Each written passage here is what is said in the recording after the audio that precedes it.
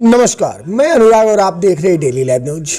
अभी हमारे साथ शंभोपुर पंचायत के वर्तमान पैक्स अध्यक्ष पंकज कुमार सिंह जी बने हुए हैं।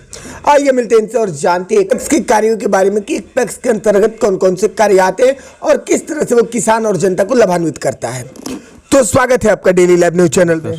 नमस्कार। एक पैक्स को चलाने के लिए किन किन सदस्यों की जरूरत होती है?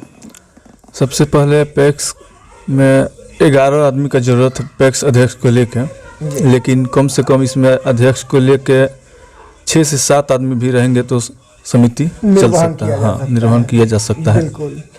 तो वो जो 7 आदमी रहते हैं वे कौन होते हैं?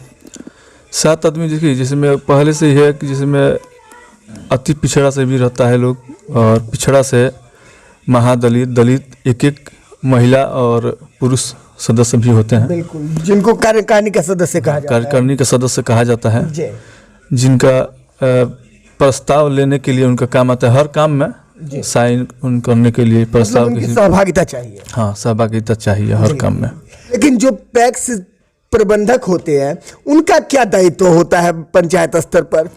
पैक्स प्रबंधक का काम जितना भी कागजी कार्रवाई होता है, जितना भी कागज का काम, डॉक्यूमेंट्स का काम होता है, उनका काम होता है जो कागजी कार्रवाई करते हैं वो लोग। बिल्कुल, यानी कि लेखा जोखा का कार्य उनके हाथों में रहता है। जिसे मानते हैं कि धान खरीदारी होता है या गेहूँ खरीदारी होता है, तो उसमें कितना धान आया, कितना कौन किसान दिया, उसका ही होता है। वो लोग लिखते हैं रजिस्टर मेंटेन। यानी कि एक तरह से कहा जाए तो लेखा जोखा के साथ साथ वे लोग सहकारिता बैंक का भी निर्वहन करते हैं जो पंचायत स्तर पर। हाँ, सहकारिता बैंक का भी निर्वहन वो लोग करते हैं। बिल्कुल।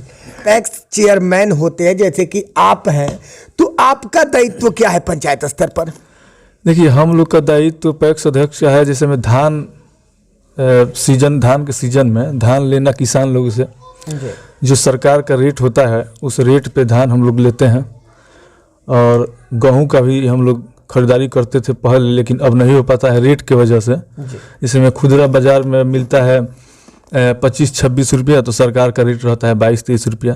तो नुकसान होने की वजह से आदमी गेहूं का खरीदारी नहीं कर पाता है।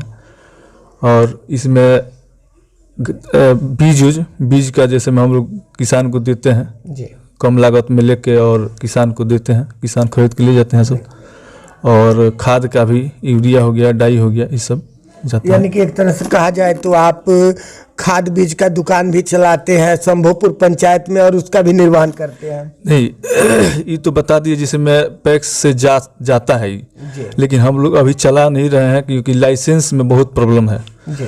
लाइसेंस अभी बनवाने के लिए हम लोग दिए हैं, जो अगले 10-15 दिन में लाइसेंस हम लोग का तैयार हो जाएगा। बिल्कुल, उसके बाद से आपके यहाँ के भी किसान खाद बीज से लाभान्वित होंगे और सस्ते दरों पर उनको खाद बीज मुहैया कराए जाएंगे। हाँ, जब लाइसेंस बन जाने के बाद हम लोग धान और गेहूं जो भी बीज भी हम लोग देंगे, और खाद भी, यूरिया हो गया, डाई हो गया, आपको सब किसानों को उपलब्ध कराएंगे। किसानों को उचित रेट पर। हाँ, जितना खुदरा मार्केट में जितना बिकता है उससे हम लोग कोशिश करेंगे कि कम में ही दे किसानों को। जो सरकारी रेट होगा उसी सरकारी रेट पर।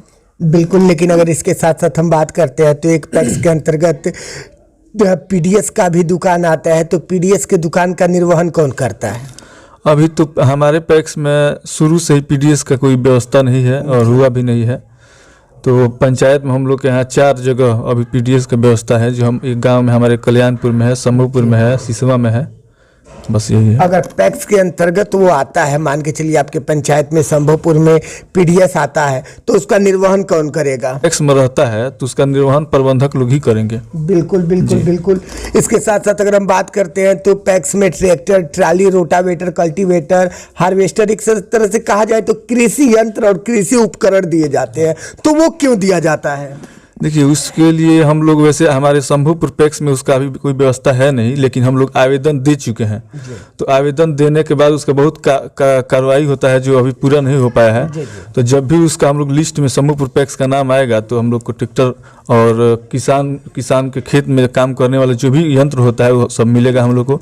और जो भी हम लोग को सरकार की तरफ से मिलेगा, ट्रैक्टर हो गया, उसका यंत्र हो गया या फॉग मशीन हो गया, जो भी होगा किसानों के हित के लिए हम लोग उसको काम में लाएंगे। तो डेली लाइव न्यूज के माध्यम से आपको आपके पंचायत शंभोपुर की जनता भी देख रही है, आप अपने दायित्वों को लेकर और निर्वहन को लेकर जनता से क्या कहना चाहेंगे? हम तो यही कहेंगे कि जनता सर्वोपरि है और हम जनता को प्रणाम करते हैं कि हम लोग को 2021 में पैक्स अध्यक्ष बनाने का काम की, इसके लिए बहुत आभारी हैं। हम कोशिश करेंगे कि इससे भी अच्छा से अच्छा काम करके जनता के बीच दिखाएं। बिल्कुल, चलिए जी, डेली लाइव न्यूज चैनल से जुड़ने के लिए और अपना कीमती समय देने के लिए बहुत बहुत धन्यवाद आपका। बहुत बहुत धन्यवाद। नमस्कार।